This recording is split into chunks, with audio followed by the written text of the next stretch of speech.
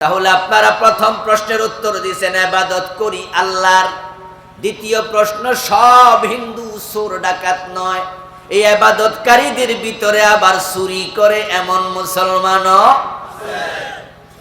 তাহলে ইবাদত করে, সুযোগ পাইলে চুরিও। 3 নাম্বার প্রশ্ন, কোম্পানিগঞ্জ থানায় মদ, গাঁজা, হেরোইন, ইয়াবা আছে না নাই? সব হিন্দু বৌদ্ধ খায়। তাহলে ইবাদতকারীদের ভিতরে আবার গাঁজা খায় না লোক, ইবাদত করে গাঁজাও খায়, চান্স পাই। ইবাদত করে আল্লাহর। 4 নাম্বার প্রশ্ন, কোম্পানিগঞ্জে সুদ আছে না নাই? সব হিন্দুরা খায়।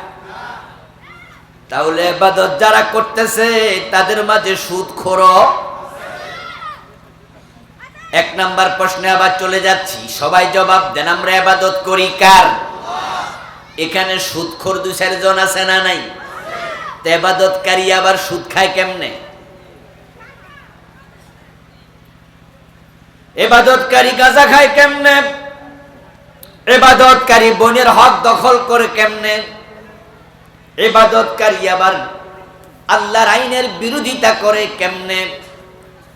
নামাজ পড়তে রাজি, রোজা রাখতে রাজি, যে আল্লাহর জমিনে আল্লাহর আইন কায়েমের কথা বলবে ওই নামাজির চেহারা কালো হয়ে যায়, এমন নামাজি 2-4 জন আছে না নাই? সে আল্লাহর আইন মানতে রাজি। এই কেমন ইবাদতকারী? আসলে ব্যাপার হলো ইবাদত আল্লাহর করে কথাটাই বুঝেই নাই। ইবাদত বলতে যা বুঝি, নামাজ, রোজা, হজ, যাকাত, জিকির, আজকার, তাসবিহ, তাহলিল, এগুলা ইবাদত। ও দোস্ত, মনে করে ফজরে আজান হলো, মসজিদে গেলাম, মন্দিরে যাই নাই। জোহরে আজান হলো, আবার মসজিদে গেলাম, গির্জায় যাই নাই। মাগরিবে আজান হলো, আবার মসজিদে গেলাম, কোনো পেগোডায় যাই নাই। এইভাবে দিন 5 বার মসজিদে নামাজ পড়ি, তো আমি তো আল্লাহর ইবাদতই করি। অথচ নামাজ, রোজা, হজ, যাকাত যেগুলাকে আমরা ইবাদত মনে করি, এগুলো ইবাদতের অংশ, এগুলো আসলে ইবাদত না। যেমন নাক, কান, গলা, মাথা, হাত, পা, কলিজা, কিডনি মানুষের দেহের অংশ, কিন্তু এগুলো মানুষ না। কিডনির নাম মানুষ না, হাতের নাম মানুষ না, পায়ের নাম মানুষ না, ফুসফুসের নাম মানুষ না, মাথার নাম মানুষ না। এক একটার এক এক নাম। মানুষ হবে তখন সবগুলো একসাথ হবে।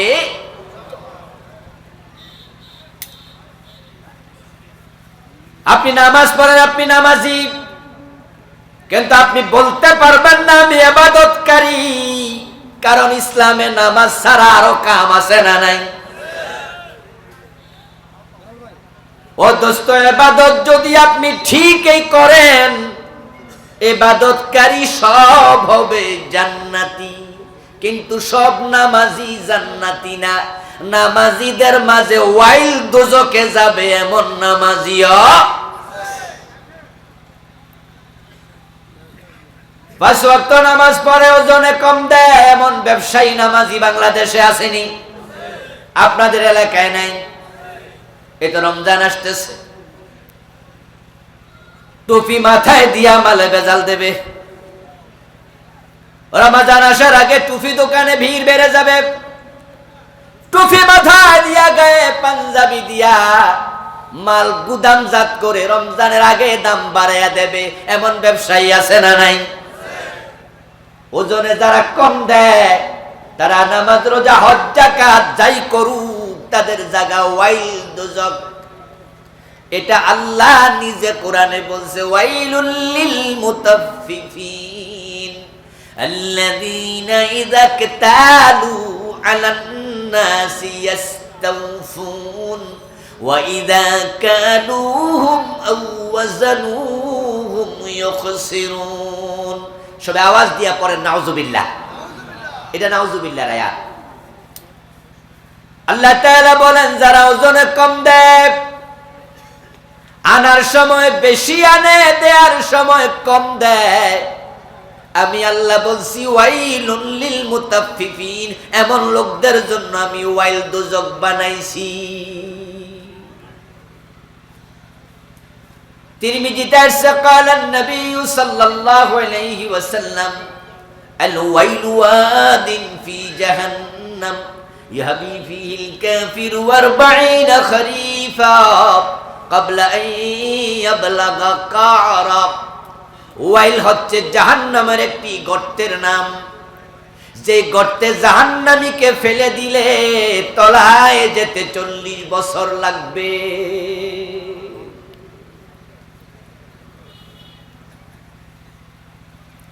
ফাওয়াইলুল লিল মুসাল্লিন, এই আয়াতটা কে পারে না? আমরা সবাই তো পারি। সূরা মাউনের আয়াত আরাইতাল্লাযী ইউকাযযিবু বিদ্দীন, এ সূরা পারেন না সবাই? ফাওয়াইলুল লিল মুসাল্লিন, বাংলা অর্থ হলো কিছু মুসল্লির জন্য ওয়াইল দোজক। মুসল্লি কারে কয়? বেনামাজিরে মুসল্লি কয় নাকি? মুসল্লি কাকে বলে? তো আল্লাহ বলে নামাজির জন্য ওয়াইল দোজক। আপনি নামাজ পড়ে জান্নাতি বলার সুযোগ নাই, কিন্তু ইবাদতকারীর জন্য জান্নাত নিশ্চিত। হ্যাঁ, নামাজ জান্নাতের চাবি, নামাজ পড়িতেই হবে। নামাজ না পড়ে মোমেন থাকা যাবে না, কিন্তু নামাজ পড়লে জান্নাতি তা নয়। ফাওয়াইলুল লিল মুসাল্লিন বলে আল্লাহ বুঝায় কত নামাজি ওয়াইল দোজকে।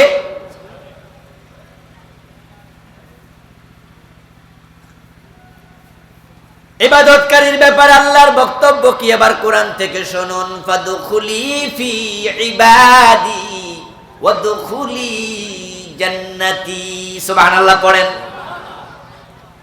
হাসরের দিন আল্লাহ তাআলা বিচার যখন করবেন, বিচারের দিন তিনি তার বান্দাগুলোকে লক্ষ্য করে বলবেন, ও আমার বান্দারা, ফাদখুলি ফি ইবাদি, তোমরা আমার ইবাদতকারী বান্দাদের কাতারে দাঁড়াও দেখি। সেদিন যারা ইবাদতকারী তারা লাইন ধরে দাঁড়াবে, তাদের সংখ্যা হবে 120 লাইন, 120 কাতার। রাসূলুল্লাহ বলেন, আহলুল জান্নাতি 20 আও 100 সাফ, জান্নাতীরা সেদিন 120 কাতার হবে। 80 মিন উম্মতি, 80 কাতার হবে আমি নবী মুহাম্মাদের উম্মত, সুবহানাল্লাহ পড়েন। ওয়া 40 মিন সাইরিল উমাম, আর 40 কাতার হবে সব নবীর উম্মত।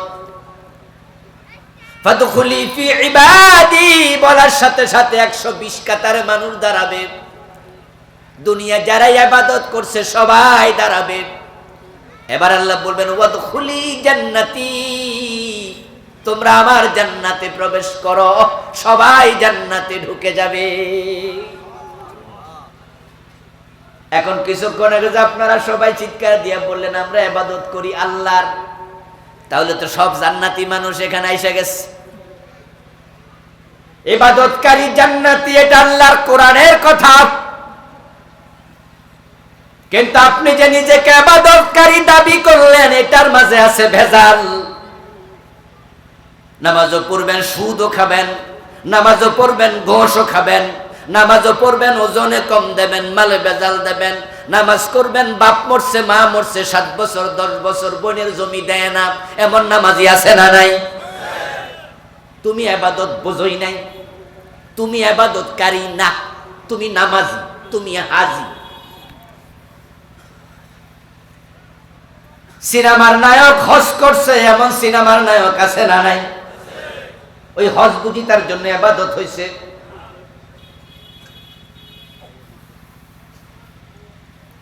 সুদী ব্যাংকের মালিক, সুদী ব্যাংকের মালিক 10 বার হজ করে লাইছে। হাসান হলো ইনু, রাশেদ খান মেননের মতো লোক 3 বছর আগে দুইজনে হজে গেছে। ইসলামকে যদি কোনো প্রাণী বানায়া তাদের হাতে তুলে দেয়া যেত, এই রাশেদ খান মেনন এ হাসান হলো কিনু ইসলাম নামক প্রাণীটাকে জবাই করতে 1 সেকেন্ড দেরি করতো না। এত বড় জানোয়ার জালেম। টেলিভিশন টকশো বলেন, সংসদ ভবনের আলোচনা বলেন, তাদেরকে যদি 24 ঘন্টার সময় শুধু আলোচনার জন্য দেয়া হতো, 24 ঘন্টার মাঝে 24 ঘন্টা ইসলামের বিরুদ্ধে শুধু বলতো। এত ইসলাম বিদ্বেষী, অথচ সরকারি টাকায় হজ করছে। নামের আগে আলহাজ মানে ইবাদতকারী না, কপালে কালো দাগ আছে, নামাজি ইবাদতকারী না। এদেশের লোকেরা অনেকে ইবাদতটাই বোঝে না। এবার একটু আমি ভালো করে বুঝাই। আপনি যে ভাবছেন নামাজের নাম ইবাদত, বলুন তো সূর্য যখন ওঠে তখন নামাজ পড়লে সওয়াব হবে না গুনাহ হবে? যারা বোঝেন তারা জবাব দেন। সূর্য ওঠার সময় নামাজ পড়া অনুমোদিত না নিষেধ? জায়েজ না হারাম? ওই সময় নামাজ পড়লে হারাম হয়। হারাম কি সওয়াব না গুনাহ? সগীরা না কবিরা? তো